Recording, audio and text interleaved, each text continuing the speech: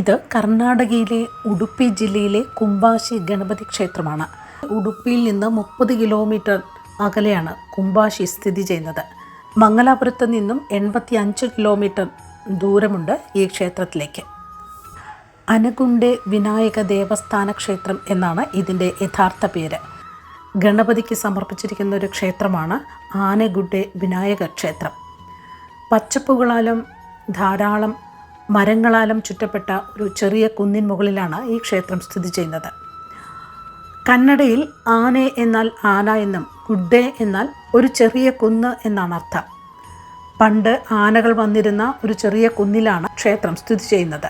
അങ്ങനെയാണ് ആനഗുഡ്ഡെ എന്ന പേര് ലഭിച്ചത്. തീരദേശ കർണാടകത്തിലെ 7 മുക്തിസ്ഥലങ്ങളിൽ ഒന്നാണിത്.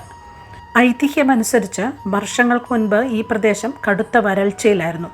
അഗസ്ത്യമുനി ഇവിടെ യാഗം നടത്തി മഴ ദൈവങ്ങളെ പ്രീതിപ്പെടുത്താനെത്തി.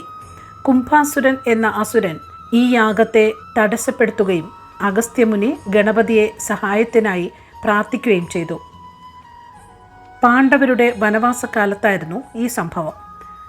ഗണപതി ഭീമനെ അനുഗ്രഹിക്കുകയും അസുരനെ കൊല്ലാനായി ഭീമന് ഒരു വാൾ നൽകുകയും ചെയ്തു. അനുഗ്രഹീതമായ ആ വാൾ ഉപയോഗിച്ച് ഭീമൻ അസുരനെ വധിക്കുകയും മുനിമാരെയും മറ്റുള്ളവരെയും രക്ഷിക്കുകയും ചെയ്തു. അങ്ങനെയാണ് ഈ സ്ഥലത്തിന് കുംബാശി എന്ന പേര് ലഭിച്ചത്. ഗണപതിയുടെ വിഗ്രഹം ഒരു സ്വയംഭുവാണെന്ന് വിശ്വസിക്കപ്പെടുന്നു. ഈ വിഗ്രഹം വളരെ വലുതും തുമ്പിക്കൈയും വലിയ ചെവിയുമുള്ള ആനയുടെ രൂപത്തിലാണ്. വിഗ്രഹം 4 കൈകളോടെ നിൽക്കുന്ന ഭാവത്തിലാണ്. 2 കൈപ്പത്തികൾ പാദങ്ങളിലേക്ക് ചൂണ്ടുന്നു. മോക്ഷം ലഭിക്കാൻ നിരുപാധികം കീഴടങ്ങാൻ ഭക്തരോട് ഇത് സൂചിപ്പിക്കുന്നതായി വിശ്വസിക്കുന്നു. പൂർണ്ണമായ കീഴടങ്ങലിലൂടെ അനുഗ്രഹങ്ങൾ നൽകാനുള്ള അദ്ദേഹത്തിൻ്റെ സന്നദ്ധത സൂചിപ്പിക്കുന്ന അനുഗ്രഹസ്ഥാനത്താണ് മറ്റു 2 കൈപ്പത്തികൾ. പ്രധാന ശ്രീകോവിലിൽ വെള്ളി കവചത്തോടു കൂടിയ വിനായകൻ്റെ ഗാംഭീര്യമുള്ള രൂപം അടങ്ങിയിരിക്കുന്നു. ശ്രീകോവിലിൻ്റെ ചുമരുകൾ ഭാർഗവ പുരാണത്തിൽ നിന്നുള്ള ചിത്രങ്ങളാൽ അലങ്കരിച്ചിരിക്കുന്നു.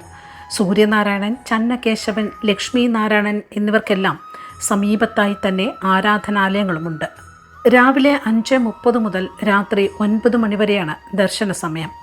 ഈ ക്ഷേത്രത്തിലെ പ്രധാന ഉത്സവമാണ് ഗണേശ ചതുർത്ഥി. ഡിസംബർ മാസത്തിൽ ഇവിടെ നടത്താറുള്ള രഥോത്സവവും ഏറെ പ്രസിദ്ധമാണ്.